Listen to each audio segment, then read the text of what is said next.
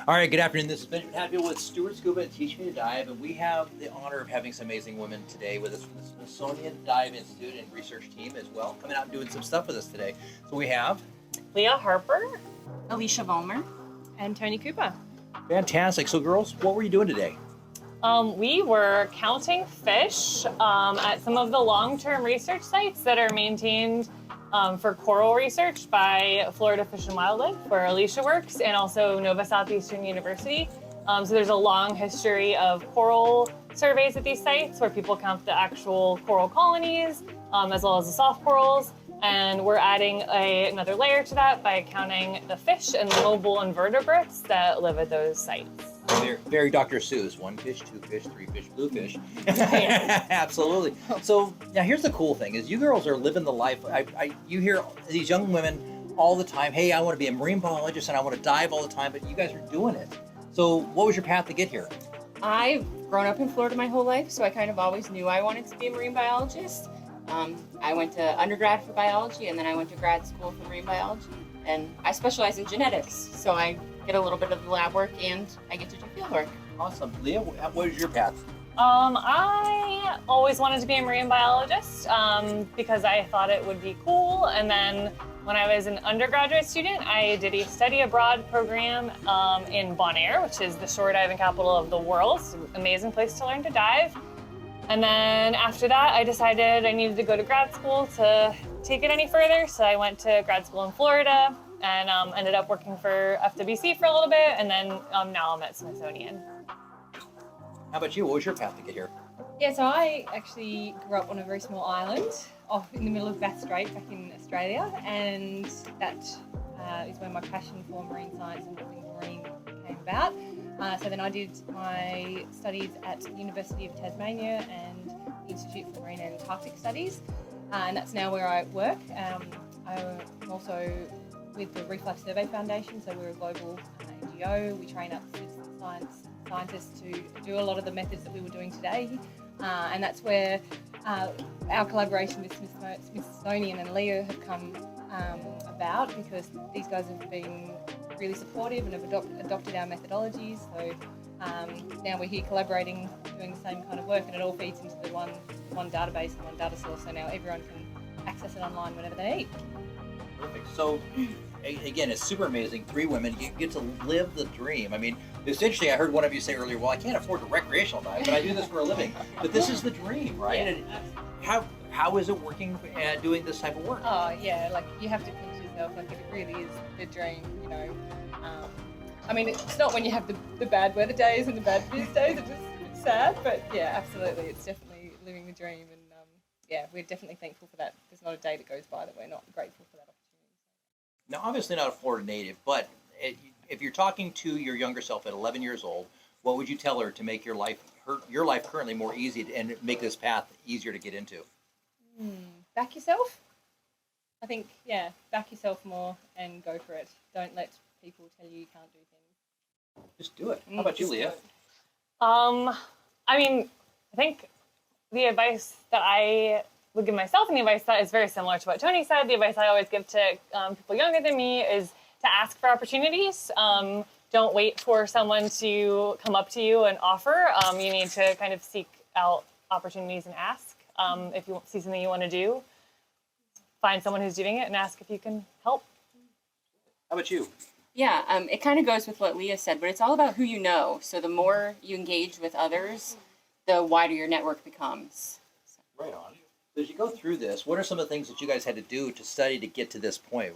What's your educational path look like? So I did, during high school and college, I did probably predominantly focus more on the science side of things, but still kept it very broad. And then it was through the course, my undergrad science degree, that allowed me to then specialise into the marine and Antarctic studies. So still able to do a lot of English and computer science, which is obviously really important in the role that we do here, but then really focus in on, marine ecology or whatever your specialty is at the time that you're pursuing. So all the money you spent into education, worth it to get to here? Oh, absolutely. And finished paying off my HECS debt about 2 years ago, so even happier about that. Yay! Student debt no more. Yeah. How about you?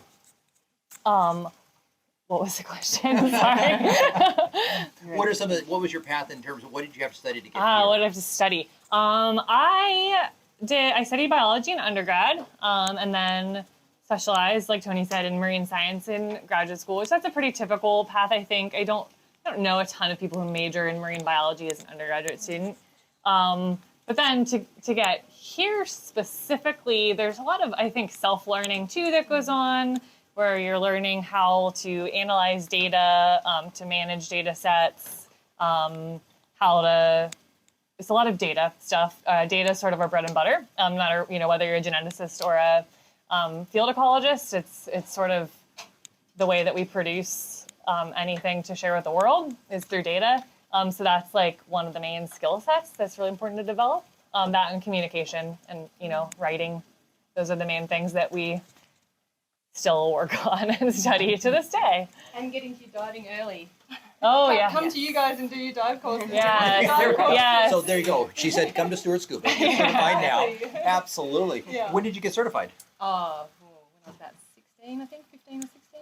Nice. But yeah, I was snorkeling from as soon as I could walk, essentially. So, but yeah, if this is the kind of path that you want to pursue, definitely being strong in the field, you need to get out and be diving and hitting the ground running when you get to kind of undergraduate or especially grad school. You need to be able to be self-sufficient and be able to take a lead in that area, I think, for sure. There you go. If this is the area. This is the area, the dream? Yeah. How about you? Now, what did you have to study to get to where you're at? So I have an undergraduate degree from Florida State, just in regular biology. And then I went to Nova Southeastern University to get my master's degrees. And that's where I really honed that I wanted to study genetics. And going back to what Tony said, it's very important to start diving quickly because that's how I got the position in the lab that I was in grad school. I originally went to grad school thinking I wanted to study fish population ecology and be like a modeler. And then the coral opportunity opened up and she was like, I need a diver in the water tomorrow. And I happened to be the only one who was academic science dive certified. And she put me in the water and was like, I can teach you everything you need to know about corals. I need a body in the water. And that's how I got my job in grad school. There you go. And that paved the way. I actually got certified in Bradenton, Florida when I was younger. Okay. But I got my academic coursework done when I was at Florida State. Gotcha. How young were you when you certified? I was 13. Oh, wow. Yep. There you go. So 13-year-old young lady out getting certified. That's awesome. Yep. What are your other certifications? I just have like my open water, my advanced, and my rescue, and then nitrox. But that's it. There you go. Yeah. So it doesn't take a lot. Just comfortable in the water. And Correct. Yes. Yeah, the more you do it, the better you become. And yeah. Absolutely. So how about you? When did you get certified? I was 20, so I was a bit older than these guys, but still relatively young. And my story is like the same as Alicia's, where I had an opportunity because I was able to dive. And she was like, I just need someone to dive. The same advisor. So it does open a lot of doors. Yeah. It does There you open a lot go. of Adding doors. the basic little accoutrements to your overall education and getting out and being adventurous. That's amazing. So all three of you think for a second, if we're trying to work more young ladies and young women into this sport. We find that overall there tends to be a very middle-aged white male sport, and so it can be tough for women sometimes. What advice would you give to women who want to come into the sport, come into doing what you guys are doing? My dad was actually the person who got me interested. He was the type of dad, like, he wanted to have one thing that was special to each of his children. And so he knew I was interested in the water, so he was like, we're going to get you scuba certified. And that was the activity we did together growing up. Nice. Yeah. So he kind of fostered that That's in me. awesome. It's a really interesting question because maybe surprisingly, in marine ecology, there are so many women that when you were like, it's a male-dominated sport, I was like, is it? But I think you're right. But like, we are so used to working on all-woman teams. I mean, we definitely are. And you as well, like pretty frequently?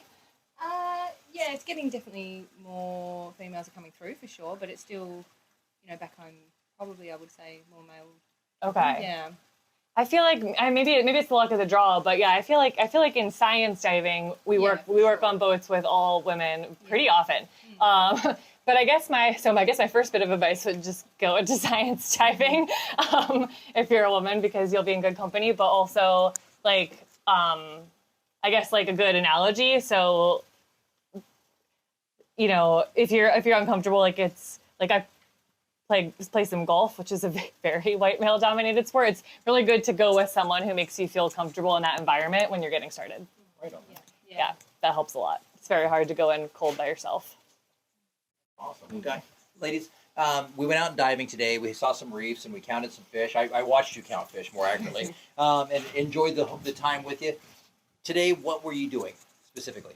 So we do use a standardised methodology that we use all around the world, and it involves laying out a 50-metre transect line and then swimming 5-metre swaths, counting all the fish that we see up and down the transect line, and that's everything from the tiny little globies on the bottom to the big rays or hammerheads that you might be lucky enough to see, and just your reef species. And then we swim back along counting all the cryptic fish and mobile macroinvertebrates along the same transect line, just with slightly shorter width from the line. And then we also take photo quadrats so that we can analyse those post survey back in the computers. Okay. So literally, you're getting paid to drop down, go 50 meters in 2 directions with 5 meters on either side and look at fish. Yep, count and identify everything that we see. And so we're scoring abundance and we're scoring species to species level. And then we're able to get abundance and biomass estimates from those figures. Yeah. Nice. Coolest thing you've seen so far diving doing this? Oh, I got to see. I was very lucky. I had a very large great hammerhead come and say hi the other day, which just was the best thing I've ever seen. Oh my goodness. Where was that at? That was near Miami. That was near. Yeah, that was like near the Miami-Dade and Broward County line. Yeah. Giant hammerhead. That's amazing. Oh, How about you? so Leah, what's the coolest thing you've seen? I can't say hammerhead, but that was my answer. I didn't see the same hammerhead, but I've seen different hammerheads. This triple. Yeah. Any She's trip. seen some crazy stuff just overall. I guess. Has to be a cryptic. Yeah. Can you come back to me? Absolutely. Diving doing this. What's the coolest thing you've seen? I just started working on this project, and I specialize in the mobile invertebrates. So am just shocked by the amount of little things crawling around on the bottom when you really focus in. There's so many crabs and shrimp and snails wandering about. And you and I are on the same page on that. That's my favorite thing is to stop and slow down and focus on this square foot ocean because there's so much cool stuff. Banded coral shrimp are like one of my favorite things to find, and just the little things, the little gobies, and watch the gobies fight, or mantis shrimp. I love mantis shrimp. I'm big on mantis shrimp or nudis. That's why we get so many people addicted to our surveys, and we get a lot of volunteers that come out and come along on our survey trips schedule because they get so addicted to finding all of this cool stuff. They find so much more when they do a survey than if they go for a recreational dive. So they always get disappointed if they don't do a survey because they never find much good stuff. So yes, there are definitely pros. Okay, Leah, what's the coolest thing you've seen doing this? So doing this, I didn't get to count them because none of them would come into my transect. And because we are scientists, we only count what actually goes into our transect. But when we were in the Keys earlier this summer, I saw on 3 different dives, 3 different Goliath groupers, which I think are like the coolest fish in the ocean. I just love them so much. I always try to get them, come over into my line, but they don't always do it. So I have yet to count one, but. Ladies, thank you so much for taking a few minutes with me. It was great diving with you guys today and going out. Dive 1 was good, dive 2 was good, dive 3 was a little bit close. But hopefully Sunday we'll have a better dive. So perfect. Thank you again. Again, Benjamin Hadfield with Stuart Scuba here in Stuart, Florida, obviously, out interviewing Smithsonian people. Thank you so much.